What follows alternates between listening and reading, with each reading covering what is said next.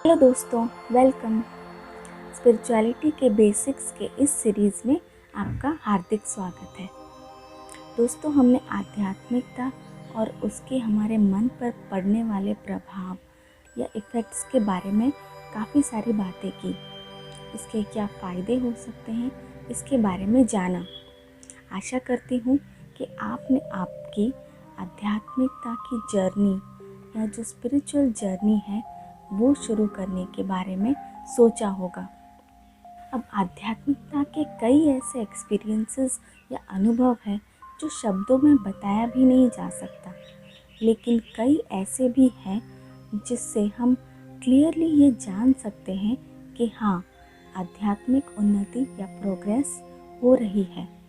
ये ऐसे physical science हैं जो दिखते हैं।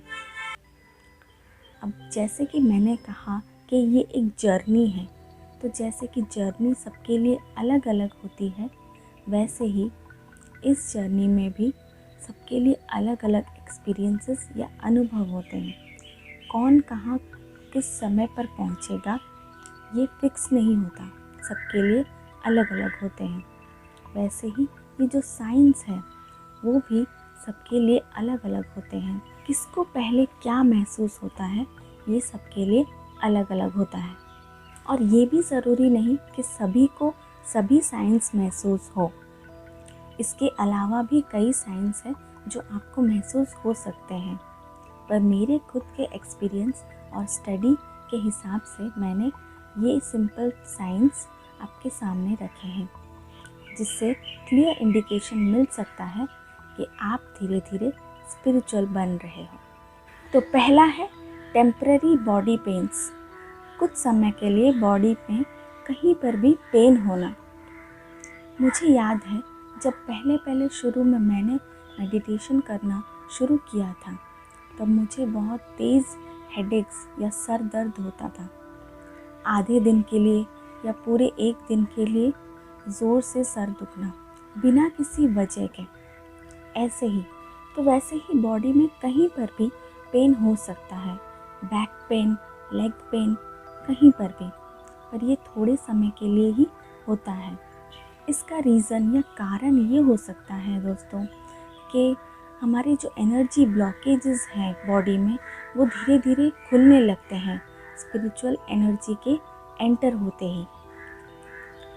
तो अगर आप एक एग्ज़ाम्पल लें, एक बहुत ही मैला कपड़ा है, उसमें बहुत सख्त दाग लगा हुआ है एक, और जब हम उसे मिटाने जाते हैं तो थोड़ा रगड़ना तो पड़ता है ना, तभी वो दाग निकल सकता है। तो वैसे ही जहाँ कहीं पर भी हमारे बॉडी में एनर्जी ब्लॉकेजेस होते हैं वो धीरे धीरे खुलना स्टार्ट होते हैं, धीरे धीरे दाग साफ होना स्टार्ट करती है कुदरत। इसीलिए हमें थोड़ा पेन हो सकता है। सुनने में थोड़ा अजीब लग सकता है आपको, लेकिन काफ़ी सारे लोग इसे एक्सपीरियंस या अनुभव कर चुके हैं, और ये पेन थोड़े समय के लिए ही होता है। दूसरा है अवेयरनेस या एक्टिव सेंसेस। आपके जो सेंसेस हैं, देखना, सुनना, टच सेंसेशन, स्मेल, ये सब बहुत एक्टिव हो जाते हैं। आप बहुत अच्छे से महसूस करने लगते हो चीज़ों को। तीसरा है रिमेम्बरिंग ड्रीम्स। दोस्तों, ये मेरे साथ बहुत होता था।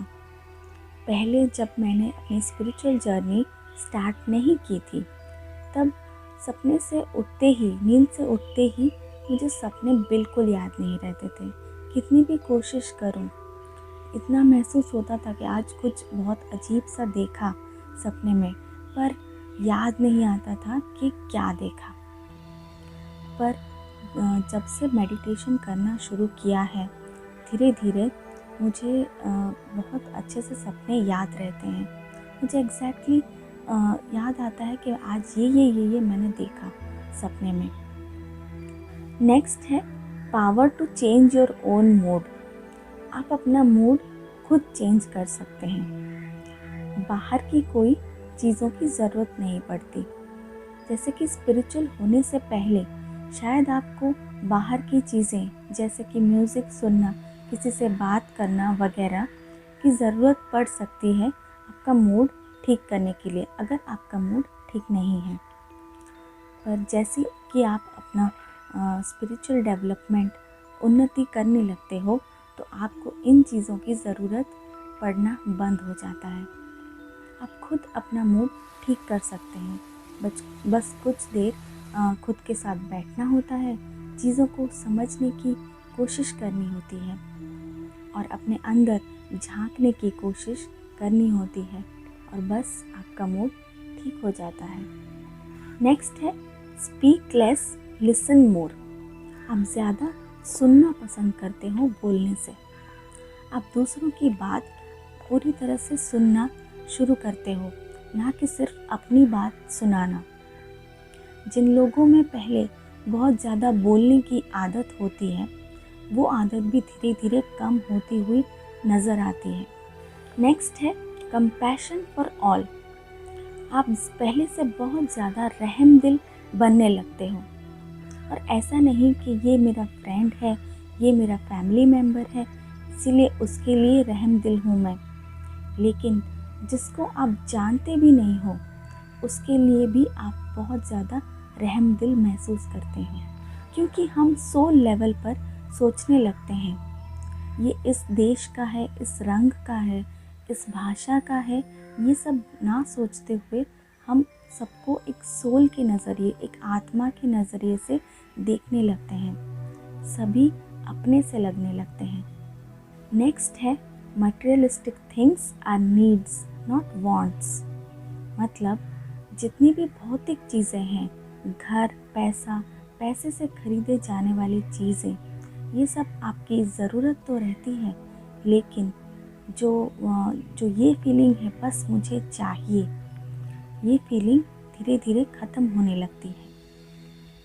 और आप देखिए दोस्तों, जितने भी दुख अशांति की चीज़ें हैं दुनिया में, वो सब इस चाहिए में ही तो है। और दूसरी बात, हम ऑल्टरनेटिव्स में खुश रहने लगते हैं। जैसे कि कोई चीज़, शायद ये चीज़ मुझे अभी मिल नहीं पा रही है, पर मेरे पास ये तो है, मैं ये तो कर सकती हूँ, ये नहीं तो ये। तो ऐसे ख्याल आने लगते हैं आपको। नेक्स्ट है ब्लिस। आपको अंदर ही अंदर एक बहुत ही अजीब सी नेचुरल खुशी महसूस होती है, बिना किसी बाहर के वजह की। बस आप खुश रहते हो, भले ही बाहर की चीज़ों में कुछ हो सकता है, सिचुएशन ठीक नहीं भी हो सकती है, लेकिन फिर भी अंदर आप खुश रहते ही हो। और अगर हम देखें दुनिया में, तो ऑपोजिट ही हो रहा है। बाहर चाहे कितना भी फिज़िकल चीज़ें, भौतिक चीज़ें मिलती हैं लोगों को, फिर भी अंदर खुश नहीं रहते हैं लोग। नेक्स्ट है क्राइंग, आँख से आंसू आना। अब ये जो ब्लिस या खुशी आप अंदर महसूस करते हो, इससे कभी कभी आपकी आंखों से यूं ही बेवजह, बिना किसी रीज़न के आंसू आना स्टार्ट हो जाता है। अब ये मुझे पर्सनली बहुत एक्सपीरियंस होता था शुरू में, जब मैंने मेडिटेशन करना शुरू किया था। और आप आश्चर्य की बात ये भी है कि आप बहुत अच्छा फील करते हो ये आंसू बह जाने से, ना कि बहुत ही ड्रेन्ड आउट या जो वीक फील करते हो दुख में रोने से, वो ये खुशी के आंसू आने से फील नहीं करते हो। जैसे कि अंदर का सारा दर्द आंसू बनकर आपकी ज़िंदगी से बाहर निकल आता है, और आप उतना ही फ्रेश फील करते हो आंसू आने के बाद। नेक्स्ट है फियरलेस, निर्भयता। सालों से जो डर आपके मन में बैठा होगा, वो धीरे धीरे आपके मन से निकलने लगता है स्पिरिचुअल जर्नी स्टार्ट करने के बाद। और सिर्फ इतना ही नहीं, जो नॉर्मल सिचुएशंस में भी दूसरे लोग बहुत डर जाते हैं जल्दी, आप उन सिचुएशंस में भी काफ़ी फियरलेस और स्ट्रॉन्ग बनकर रह सकते हैं। जैसे कि फॉर एग्ज़ाम्पल, आपके बच्चे को चोट लग गई और आप तुरंत दूसरे लोग ये ख्याल पैदा कर सकते हैं कि ओ उसे ज़्यादा तो नहीं लगी होगी, ऐसा हो गया होगा तो, फ्रैक्चर हो गया होगा तो, ये हो गया होगा तो कैसे करेंगे, क्या होगा। पर आप उस सिचुएशन में भी पावर और स्ट्रेंथ से ये ख्याल पैदा कर सकते हैं कि नहीं, कुछ नहीं हुआ होगा मेरे बच्चे को, भगवान मदद करेंगे, ऐसा नहीं हुआ होगा, जल्दी उसकी चोट ठीक हो जाएगी। तो ऐसे आप फियरलेस या निर्भय रह सकते हो डिफ़िकल्ट सिचुएशन में भी। तो ये थे कुछ साइंस आपकी स्पिरिचुअल जर्नी स्टार्ट होने के बाद की। इन सब के अलावा भी कई ऐसे साइंस हैं जो काफ़ी लोग महसूस करते हैं अपनी स्पिरिचुअल जर्नी स्टार्ट होने पर, जैसे कि मूड स्विंग्स। अभी अभी मूड बहुत अच्छा और अभी अभी मूड बहुत ख़राब, ऐसा भी हो सकता है। दूसरा है एनर्जी फ्लक्चुएशंस। अभी अभी बहुत ज़्यादा एनर्जेटिक और स्ट्रॉन्ग महसूस कर सकते हैं और कुछ ही पल बाद बहुत ही वीक और एनर्जी कम होना ये भी महसूस कर सकते हैं। फिर तीसरा है फूड इंटॉलरेंसेस।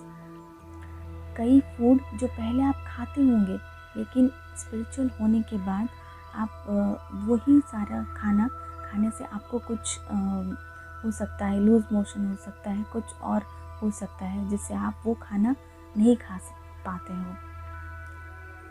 फिर दूसरा है स्लीप पैटर्न चेंजेस। आपका जो स्लीप का जो नींद की ज़रूरत है दिन भर में वो चेंज होने लगती है। नॉर्मली कम ही होने लगती है आपकी जो नींद की ज़रूरत है, पर किसी को ज़्यादा नींद भी शुरू में आ सकती है।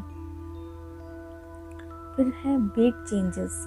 किसी का वेट बहुत ज़्यादा कम हो सकता है तो किसी का वेट बहुत ज़्यादा बढ़ जाता है स्पिरिचुअल होने के बाद। तो ये सारे चेंजेस भी आप महसूस कर सकते हैं। इनके अलावा भी आप कई चेंजेस महसूस कर सकते हैं जो पर्सन टू पर्सन अलग होता है। तो ये थे हमारे साइंस और हम मिलते हैं हमारे अगले वीडियो में। तब तक के लिए बाय।